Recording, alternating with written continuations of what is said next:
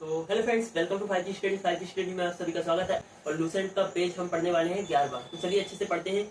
10 page हमने इसमें पढ़ लिए, कंप्लीट कर लिए। लास्ट जो हमने पढ़ा था, सर्वाधिक बुद्ध मूर्तियों का निर्माण गंधार शैली में किया गया। जो बुद्ध मूर्तियां थी, तो जो सर्वाधिक बुद्ध मूर्तियों का निर्माण जो है गंधार शैली में किया गया।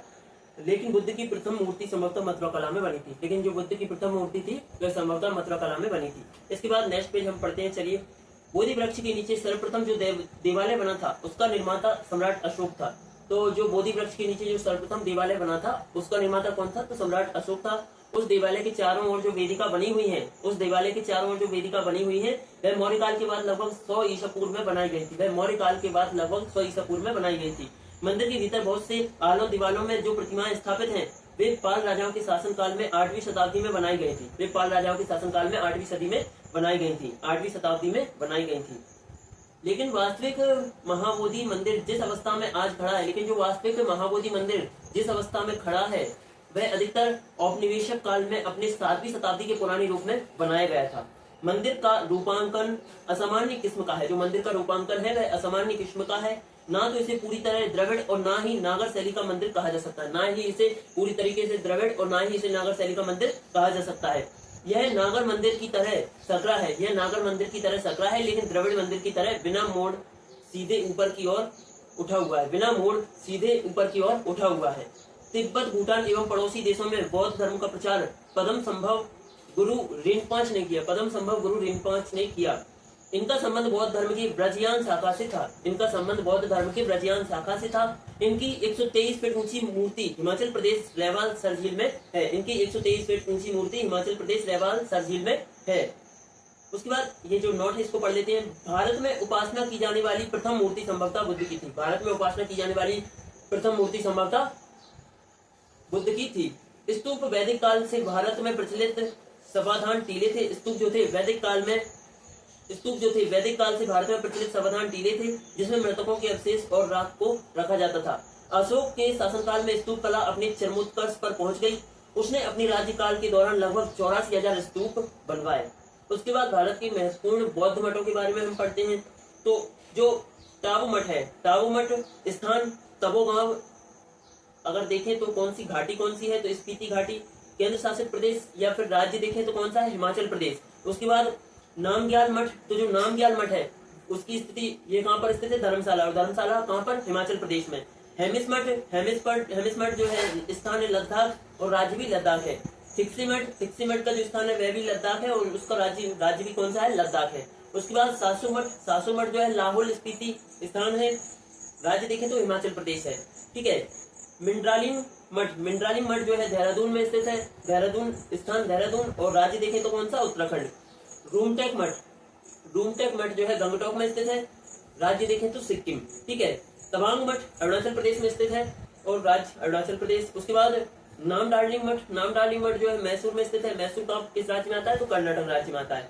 बोधिमंडा मठ जो है बोधगया में स्थित है, और बोधगया कहाँ है? तो बिहार राज्य में है। उसके बाद वैदिक परंपरा से प्रेरित स्तूपों को बौद्धों द्वारा लोकप्रिय बनाया गया। बुद्ध की मृत्यु के बाद बुद्ध के शरीर के अवशेष 8 भागों में विभाजित कर स्तूपों के नीचे रखे गए थे। स्तूपों को 5 श्रेणियों में वर्गीकृत किया जा सकता है। पहला, अवशेष स्तूप। तो अवशेष स्तूप के बारे में बात करें, जिसमें बुद्ध और अन्य धार्मिक व्यक्तियों के अवशेष रखे गए हैं, जैसे कि सांची का स्तूप। उसके बाद वस्तु स्तूप, जिसमें बुद्ध या उनके शिष्यों से संबंधित वस्तुएं रखी गई हैं, जैसे वैशाली का स्तूप। उसके बाद स्मारक स्तूप, जो बुद्ध और उनके शिष्यों के जीवन की घटनाओं को याद करने के लिए बनाए गए हैं, जैसे श्रीलंका के अनुराधापुर का स्तूप। उसके बाद प्रतीकात्मक स्तूप, जो बौद्ध धर्म शास्त्र के विभिन्न पहलुओं के प्रतीक के लिए बनाए गए हैं, जैसे कि लह स्तूप। उसके बाद मन्नत स्तूप, जो यात्राओं के उपलक्ष्य में या आध्यात्मिक लाभ प्राप्त करने के लिए बनाए गए हैं, वो कौन से? मन्नत स्तूप। उसके बाद अशोक द्वारा बनाए गए स्तूपों में सबसे प्रसिद्ध मध्य प्रदेश का सांची स्तूप है। अशोक द्वारा बनवाए गए स्तूपों में सबसे प्रसिद्ध मध्य प्रदेश का सांची स्तूप है। उत्तर प्रदेश में पिपरहवा का स्तूप सबसे प्राचीन स्तूप है। उत्तर प्रदेश में जो पिपरहवा का स्तूप है वह सबसे प्राचीन स्तूप है। स्तूप आमतौर पर अवशेषों का निक्षेपागार होता है। स्तूप जो होता है वह आमतौर पर अवशेषों का निक्षेपागार होता है। उसके बाद बौद्ध परंपरा में स्तूप एक संकल्प अर्पित या स्मारक संरचना होती है। उसके बाद ये नोट है उसको पढ़ लेते हैं। भाजा गुफाएं ईसा पूर्व दूसरी शताब्दी के दौरान निर्मित 22 चट्टानों को काटकर बनाई गई गुफाओं का एक समूह है। यह महाराष्ट्र के लोनावाला के पास पुणे जिले में स्थित है। यह महाराष्ट्र के लोनावाला के पास पुणे जिले में स्थित है। यह हीनयान बौद्ध संप्रदाय से संबंधित है। गुफाओं में कई स्तूप हैं। उसके बाद बंगाल क्षेत्र में पाल राजवंश के शासनकाल के दौरान बौद्ध धर्म की ब्रजयान शाखा के विकास के प्रभाव से बौद्ध देवियों की पूजा की जाने लगी थी। उसके बाद इसके अंतर्गत तारा देवी की मूर्तियां अत्यंत लोकप्रिय हुई। इन मूर्तियों में तारा को एक सिंहासन पर विराजमान दिखाया गया है। उनके साथ एक टेढ़ी कमलनाग उगी हुई दिखाई गई है और उनका दाहिना हाथ अभय मुद्रा में उठा हुआ दिखाया गया है। उसके बाद बोधिसत्व पद्यपाणि की पेंटिंग 5वीं शताब्दी के उत्तरार्ध के अजंता मठ की गुफा 1 में देखी जा सकती है। अजंता की ये गुफाएं वर्तमान औरंगाबाद महाराष्ट्र में स्थित है।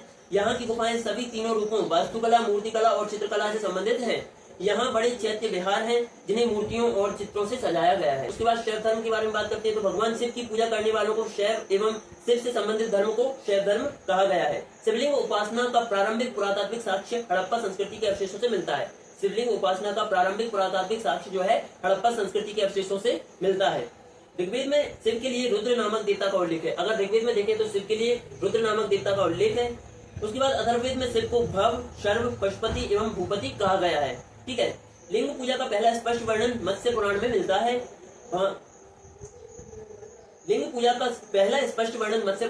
है। महाभारत के अनुशासन पर्व से भी लिंग पूजा का वर्णन मिलता है।